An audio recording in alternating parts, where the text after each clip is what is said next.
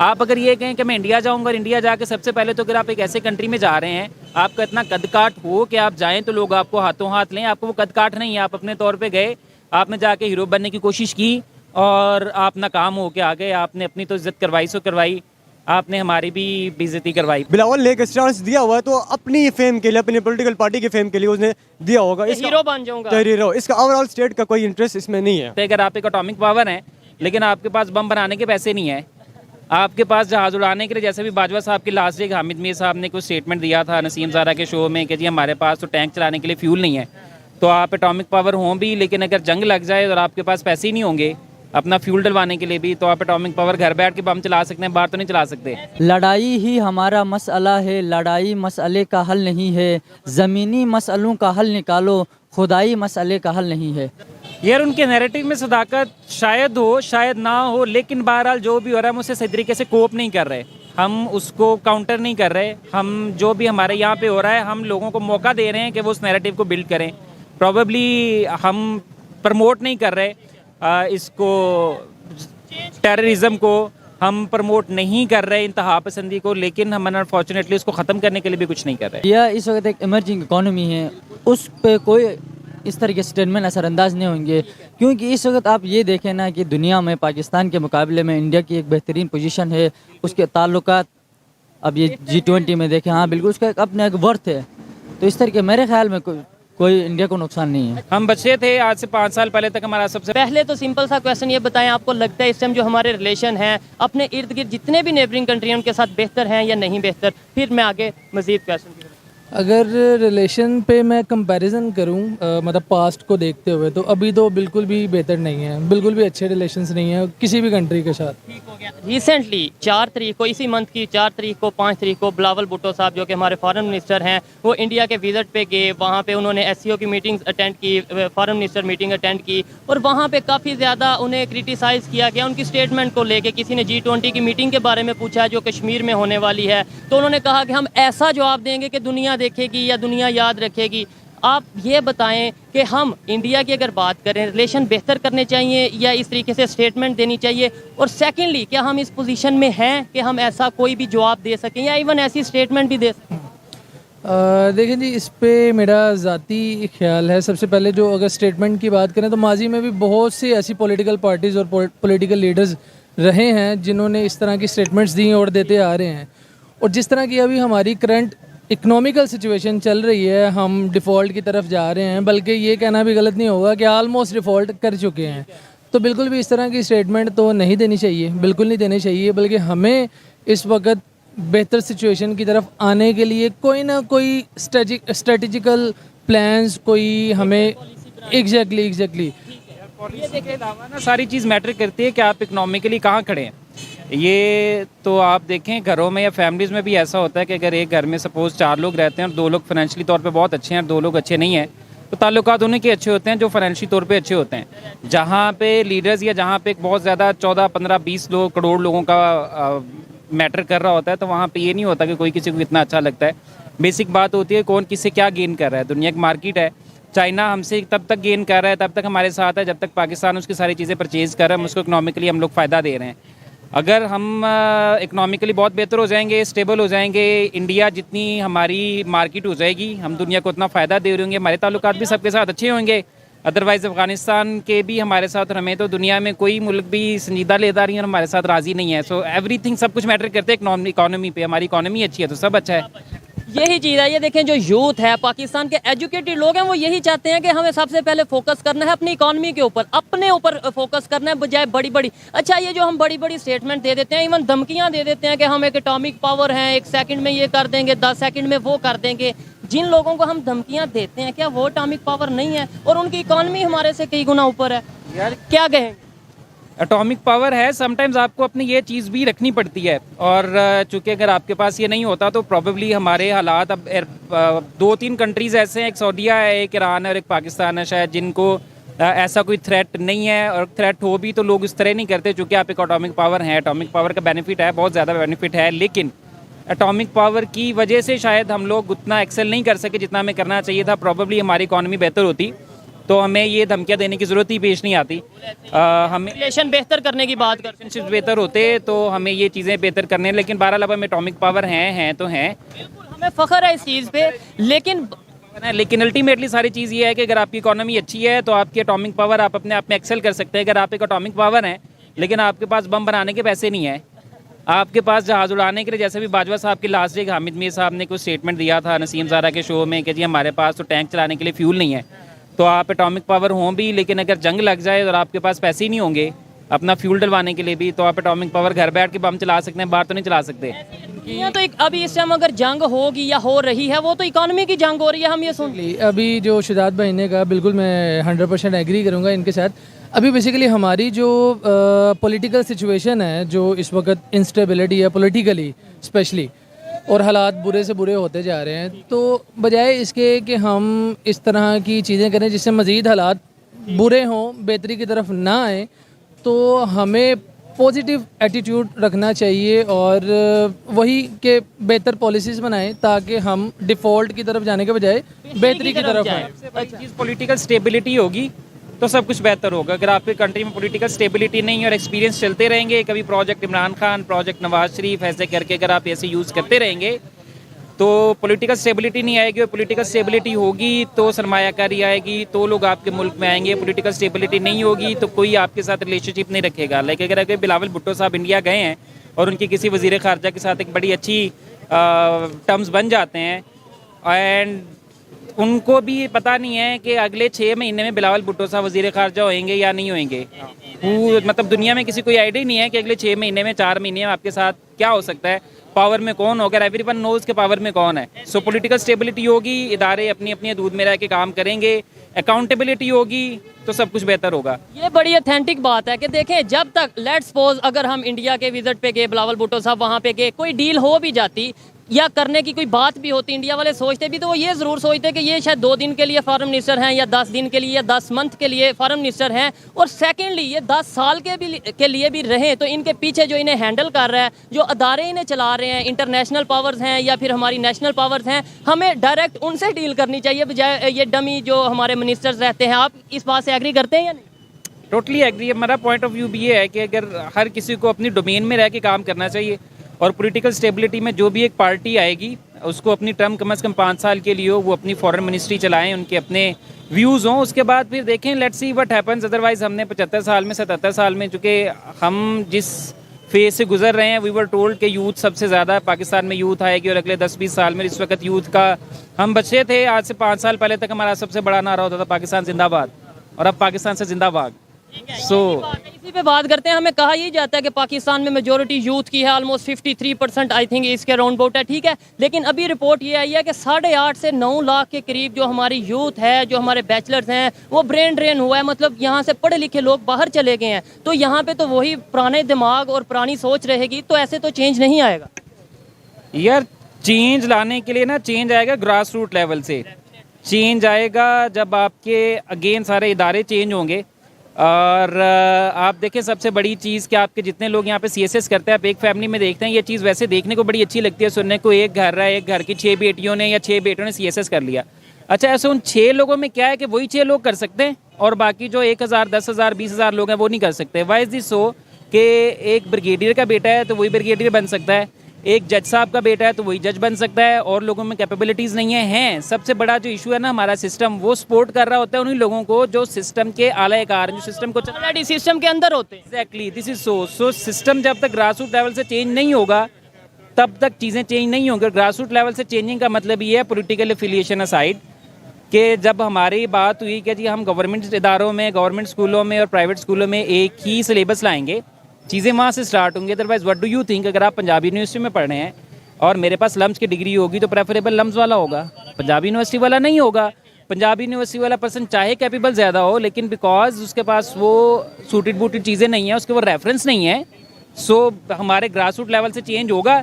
यही लोग politically change आएंगे, पॉलिटिकल स्टेबिलिटी होगी, ये चीज़ें सबसे पहली चीज़ ग्रास रूट लेवल से चेंजिंग होगी तो कुछ चेंज होगा। अदरवाइज ऐसे हमने अपनी आधी उम्र गुजार ली है, आप लोगों ने गुजार लिया, हमारी आगे नस्लें भी ऐसी गुजारेंगी। अच्छा, उन्होंने स्टेटमेंट दी है, लास्ट में बस ये पूछूंगा जो स्टेटमेंट का आपको बताया, और यहाँ पाकिस्तान में आके उन्होंने उसकी फिर जस्टिफिकेशन ऐसे दिया कि मेरा कहने का मतलब ये नहीं था, ये कोई धमकी नहीं थी, हम कहना कुछ और चाहते थे लेकिन कुछ और समझ आई। क्या इतने बड़े लेवल पे ऐसा हो सकता है कि मैं आपको कोई बात कहना चाहूँ और वो आप कुछ और समझें? डेफिनेटली आपको नहीं लगता कि कुछ ना कुछ हमने ऐसा हीरो बनने की कोशिश की कि पाकिस्तान में मैं आऊँगा तो पता चलेगा कि जी बिलावल भुट्टो साहब इंडिया में जाके ललकार के आ गए वहाँ पे। ये चीज़ें मतलब हमारे यहाँ पे कंसेप्ट है। यार अगर ललकारने की बात है, इंडियंस कभी पाकिस्तान नहीं आए जब तक लास्ट टाइम एक मोदी साहब आए थे मियाँ साहब के उसमें, और उसके बाद से नहीं आए, या पॉलिटिकली तौर पे वो नहीं आए, लेकिन वो अपना ललकार रहे हैं और ललकारने के बाद दुनिया उनको सुन रही है। जब उन्होंने बालाकोट स्ट्राइक किया और वी वर टोल्ड कि नहीं किया गया होगा, खान साहब ने भी कहा, बाजवा साहब ने भी कहा, लेकिन दुनिया ने उनका नैरेटिव परचेज़ किया कि उन्होंने बालाकोट का स्ट्राइक किया था। वो अब हमारे पाकिस्तान में नहीं आते, लेकिन वो वहाँ पे बैठ के नैरेटिव बना रहे हैं कि पाकिस्तान में दहशतगर्दी है, दहशतगर्दी एक्सपोर्ट हो रही है और दुनिया उनकी बात मान रही है। तो अगर आपको ऐसी चीज़ें करने के लिए आपका अगर अपना कोई दुनिया में से हो तो आपको दूसरे कंट्री में जाने की ज़रूरत ही नहीं है। आप यहाँ पे बैठ के ही स्टेटमेंट्स देते हैं और दुनिया उनको सुनती है। आप अगर ये कहें कि मैं इंडिया जाऊँगा और इंडिया जाके सबसे पहले, तो अगर आप एक ऐसे कंट्री में जा रहे हैं, आपका इतना कद काठ हो कि आप जाएँ तो लोग आपको हाथों हाथ लें, आपको वो कद काठ नहीं है, आप अपने तौर पर गए, आपने जाके हीरो बनने की कोशिश की और आप नाकाम हो के आ गए। आपने अपनी तो इज्जत करवाई सो करवाई, आपने हमारी भी बेइज्जती करवाई दुनिया में। आप इंडिया से अच्छे ताल्लुकात रखें, होने चाहिए, बराबरी की सतह पे होने चाहिए, लेकिन ट्रेड होनी चाहिए। नहीं होना चाहिए कि आप अपना कद काठ बनाने के और आप दुनिया में शो करने के लिए आई एम समथिंग। मैं एक वजीर खारजा जो इंडिया गया था, आपने कुछ भी नहीं किया। इंडिया वालों को ललकार के आ गया उनके, यानी हीरो हमें बनने का शौक है कि हम यूनाइटेड नेशन में गए और वहाँ पे हमने वो फाड़ दिया, बिल फाड़ दिया, हम इंडिया गए, इंडिया में ललकार के आ गए, हमने ये कर दिया, जबकि पूरी दुनिया इस चीज़ को नेगेटिव लेती है। हम शायद समझते हो कि भाई बड़ा बहादुर लीडर है, भाई दुनिया क्या देख रही है, दुनिया हमारे पर्सपेक्टिव को कैसे समझ रही है। लैंग्वेज मैटर करती है। आप वो कहते हैं कि खिलाओ सोने का नवाला और देखो शेर की आंख से।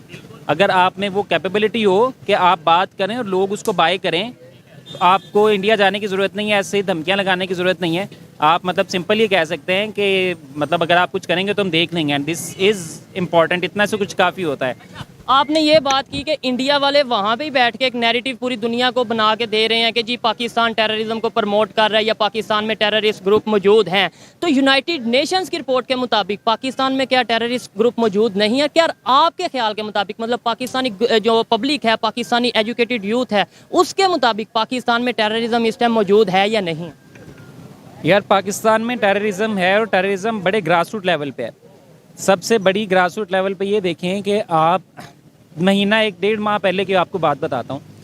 हम मुगलपुरा के एरिया में रहते हैं। मेरे मामू की डेथ हुई और उनका नाम था सैयद अमजद अली शाह। वो जिस मोहल्ले में रहते हैं, जिस मोहल्ले में मसाजिद में नमाज़ें पढ़ते थे, बच्चे वहाँ पे गए उनका ऐलान करवाने के लिए कि आप ऐलान कर दें कि उनकी डेथ हो गई, और इमाम साहब ने नाम सुन के ऐलान करने से इनकार कर दिया। ऐलान करने से मतलब क्यों इनकार कर दिया कि उनका हमारे फ़िरके से ताल्लुक़ नहीं है, वो शायद अहले तशय्युअ से हैं, तो हम इनकार नहीं करेंगे, ऐलान नहीं करेंगे। उन्होंने इनकार कर दिया। अच्छा, उसके ऊपर फिर उनसे बच्चों ने थोड़ा सा वीडियो बना ला, फेसबुक पे लगा लिया, और उसके ऊपर वो मौलवी साहब ने, और ये मैं आपको लिटरली मेरे पास इसकी वीडियोस पड़ी हुई, ये पूरा केस है, मौलवी साहब ने थाने में करवा दिया कि जी बच्चों ने तौहीन सहाबा की है। उसके ऊपर फिर सब लोग गए और सब लोगों ने जाके वहाँ से मौलवी साहब से माफ़ी मांगी। डॉक्यूमेंटेड वीडियो, ये बच्चों ने जाके, जो कि अहले तशय्युअ के हैं, अहले तशय्युअ के बच्चे हैं, जो बाहर हाल मसलकी इख्तलाफ है 1400 साल से, और उन्होंने वहाँ पे जाके उनके कहने के ऊपर सहाबा कराम जिंदाबाद उनके नाम लेके नारे लगाए, तब जाके बाद रफा दफा हुई। अभी 2-3 दिन पहले मर्दान में जो KPK में वाक़या हुआ कि उन्होंने सिर्फ एक पर्सन ने कहा कि मैं उसकी इस तरह इज़्ज़त करता हूँ और उसको मार दिया। ये दहशतगर्दी की बहुत छोटे छोटे एग्जाम्पल्स हैं। अच्छा, इसके बाद है क्या कि आपने स्टेट ने क्या किया? स्टेट ने कुछ नहीं किया। स्टेट इस चीज़ से डरती है कि आप किसी एक फ़िरके के ऊपर हाथ डालेंगे। अभी इस वक्त हमारी हाफिज़ साद रिजवी साहब का पॉलिटिकल इस पाकिस्तान के अंदर गेन क्या है? He is nothing. सिर्फ एक क्या है कि वो एक ऐसी पार्टी के लीडर हैं जिसको हमने खुद बनाया हुआ है। हमने बनाया था कि जब हमें दिल करेगा हम उसको उठा लेंगे, और अब साद रिजवी साहब एक थ्रेट हैं, वो नहीं हो सकते। तो हम इसको समटाइम्स, चूंकि ये हमें सूट करती है अपने मकासद के लिए, हम इनको यूज़ करते हैं। सॉरी आपकी बात काट रहा हूँ, वक्ती तौर पे हमें सूट करती है, सूट नहीं करती। डेफिनेटली ऐसी चीज़ें कभी भी किसी कंट्री के लिए, किसी नेशन के लिए सूट कर ही नहीं सकती, लेकिन वक्ती तौर पे 2 दिन के फ़ायदे को देखते हुए हम ऐसे ग्रुप बनाते हैं और फिर 200 साल उन ग्रुप्स को हमें भुगतना पड़ता है। ये चीज़ ऐसे ही अभी तक हमें भुगतना पड़ रहा है। इन्होंने बताया कि भाई अभी इस तरीके से जैसे अगर फिरकावारियत होगी, एक दूसरे से खिलाफ होंगे, तो हम तो दुनिया को जाके ये कहते हैं कि हमारे यहाँ पे मिनॉरिटीज़ बहुत सेव हैं, हम तो आपस में इस तरीके से शिया सुन्नी। हम लोग सेफ नहीं है। और अगेन ये हम इनमें से किसी के भी मेन स्ट्रीम लोगों को पकड़ के आप सज़ा नहीं दे सकते। अच्छा, क्यों नहीं दे सकते? चूँकि हमें ये लोग चाहिए, हमें अपने पर्सनल गेंस के लिए ये लोग चाहिए, हमें पॉलिटिकल यूज़ के लिए ये लोग चाहिए। इसका मतलब है ये लोग चाहिए, हमें अफगानिस्तान में भेजने के लिए ये लोग चाहिए, कश्मीर भेजने के लिए ये लोग चाहिए, अपने करने के लिए ये लोग चाहिए। हम लोग खुद उनको यूज़ करते हैं फॉर द टाइम बीइंग, और उसके बाद जब हमारे अपने लोग मरते हैं तब हमें लगता है यार उसने गलत किया। और हमारे अपने लोगों में भी अगर अब ब्लडी सिविलियन मरता है, नो वन केयर्स। अभी पारा चनार में कुछ दिन पहले कुछ 7 असातिज़ा को उन्होंने मार दिया इसी फिरका वारियत का करके, एंड नो वन मैटर्ड। आप किसी मेन स्ट्रीम मीडिया के ऊपर उसकी बात नहीं आई। और हमने अभी आप देखें, कुछ अल्लाह करे किसी को भी अल्लाह ताला ऐसी शहादत ना दे या किसी की भी नाहक जान नहीं जानी चाहिए, लेकिन अगर कोई भी हमारा कोई इदारे का कोई पर्सन मरेगा तो मेन स्ट्रीम चैनल्स के ऊपर हेडलाइंस आएंगी, वो शहीद किए गए हैं। ठीक है, मैं मर जाऊंगा, ये मर जाएगा, आप मर जाएंगे, नो वन वुड केयर। हमें उठा लिया जाएगा सर। मैं आप बताऊं, उन्हें शहीद कहा जाएगा, और इवन हमारे में से अगर कुछ होगा तो ये कहा जाएगा गुस्ताखी, अल्लाह माफ़ करे। मैं मतलब ये कि ऐसी बातें करते भी थोड़ा डर लगता है, हमारे ऊपर टैग लगा दिया जाएगा। लेकिन अब ज़रूरत है कि हमें बात खुल के करने की ज़रूरत है। और ये पाकिस्तान की बेहतरी के लिए, ये मेरी बेहतरी या इनकी बेहतरी नहीं है। अगर ये बात कर रहे हैं पाकिस्तान के दुख के साथ, पाकिस्तान के लिए इनकी मोहब्बत है, चेंज चाहते हैं, इसलिए बात कर रहे हैं। मैं बात कर रहा हूँ पाकिस्तान में चेंज चाहता हूँ। हम दुनिया को जाके कहते हैं जी फ़लस्तीन में ये हो गया, बर्मा में ये हो गया, कश्मीर में ये हो गया। पाकिस्तान में क्या हो रहा है, KPK में, बलूचिस्तान में क्या हो रहा है, सिंध में, लाहौर में क्या हो रहा है, ये चीज़ें हमें देखने की ज़रूरत है। पहले अपने घर को ठीक करने की ज़रूरत है। इसका मतलब ये हुआ, आपने बोला कि इंडिया वहाँ पे बैठ के नैरेटिव बनाता है कि यहाँ पे टेररिस्ट हैं, टेररिज्म को ये प्रमोट करते हैं, तो फिर जैसे आपने बात बताई, इसका मतलब तो ये हुआ कहीं ना कहीं उनका नैरेटिव में भी सदाकत है।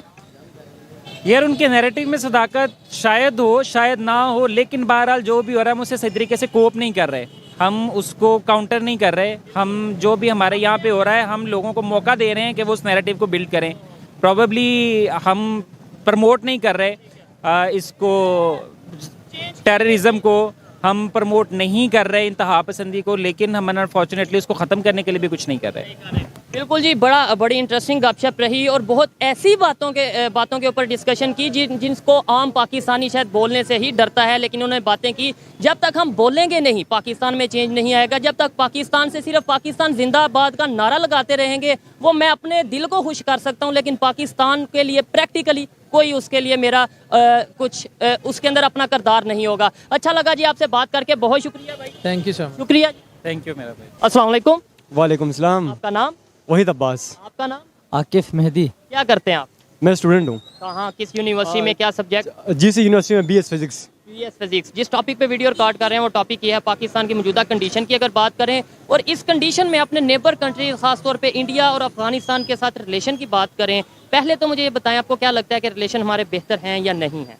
जी देखा, जब हम देख लेते हैं पॉलिटिकल स्टांस पाकिस्तान का और पॉलिटिकल स्टांस इंडिया और अफगानिस्तान का, तो ये बेहतर नहीं है मेरे ख्याल में। जो अभी रिसेंट रिवोल्यूशन आया अफगानिस्तान के अंदर और इंडिया के साथ जो क्लैश है जब से ये इंडिपेंडेंट हुआ है, बेहतर नहीं है। बेहतर नहीं है। रीज़न क्या है? रिसेंटली बिलावल भुट्टो 2 दिन के विजिट के लिए इंडिया गए, आपको शायद पता होगा SCO की मीटिंग में वो गए, फॉरेन मिनिस्टर की मीटिंग थी, वहाँ पे भी जाके उन्होंने ऐसी स्टेटमेंट दी जो कि बजाय रिलेशन बेहतर होने के, कोई होप के, वो उल्टा नेगेटिविटी की तरफ गया। उन्होंने ये बोला कि हम G20 के हवाले से उन्होंने बोला कि हम ऐसा जवाब देंगे कि दुनिया याद रखी, मतलब एक थ्रेट टाइप हुआ, जो बाद में उन्होंने क्लियर किया कि जी धमकी नहीं थी, हम आप मिसअंडरस्टैंडिंग हुई। क्या ऐसी स्टेटमेंट देनी चाहिए थी? सेकेंडली, क्या ऐसी स्टेटमेंट का इंडिया को कोई नुकसान होगा? इंडिया को मतलब ऐसी स्टेटमेंट का कोई नुकसान? यार जहाँ तक मेरा ख्याल है, जहाँ तक मैंने पढ़ा है, उसमें देखा जाए तो पाकिस्तान की कोई इंडिपेंडेंट पॉलिसी नहीं है। ये हमेशा से रही है, दूसरे किसी स्टेट के अंडर उन्होंने पॉलिसी अपनी रखी हुई है। बिलावल ने एक स्टांस दिया हुआ है, तो अपनी फेम के लिए, अपनी पॉलिटिकल पार्टी के फेम के लिए उसने दिया होगा। हीरो बन जाऊंगा, हीरो। इसका ओवरऑल स्टेट का कोई इंटरेस्ट इसमें नहीं है। ठीक है, जाहिर बात है। देखे ना, ये यूथ से पूछ रहा हूँ, इनसे पूछा, पहले जिन लोगों से पूछा, सब यही कह रहे हैं कि भाई ऐसी स्टेटमेंट अगर दी है तो नहीं देनी चाहिए थी। तो आप पाकिस्तान के लोगों को, मुझे इन्हें रिप्रेजेंट करने वहां पे गए थे, आपने अगर ये स्टेटमेंट दी है तो थोड़ा सोचने की जरूरत है। ये बताएं, क्या इससे इंडिया को कोई फर्क पड़ा है? नहीं, इसमें मैं अपना पॉइंट ऑफ व्यू ये शेयर करना चाहता हूँ कि इंडिया इस वक्त एक इमर्जिंग इकॉनमी है, उस पर कोई इस तरह के स्टेटमेंट असरअंदाज नहीं होंगे, क्योंकि इस वक्त आप ये देखें ना कि दुनिया में पाकिस्तान के मुकाबले में इंडिया की एक बेहतरीन पोजीशन है। उसके ताल्लुकात अब ये G20 में देखें, हाँ बिल्कुल, उसका एक अपना एक वर्थ है। तो इस तरीके मेरे ख्याल में कोई इंडिया को नुकसान नहीं है। अच्छा, आपने बोला कि पाकिस्तान हमेशा जो पॉलिसी रही है वो किसी दूसरे कंट्री या स्टेट के कहने पे पॉलिसी बनाते रहे हैं। आजकल आपके ख्याल में हम यूएसए के कहने पे पॉलिसीज़ बना रहे हैं, चाइना के कहने पे पॉलिसीज़ बना रहे हैं, या कोई और कंट्री है जिसके कहने पे हम पॉलिसी बना रहे हैं? देखिए ना, पॉलिसी इस पे बनती है कि वो कंट्री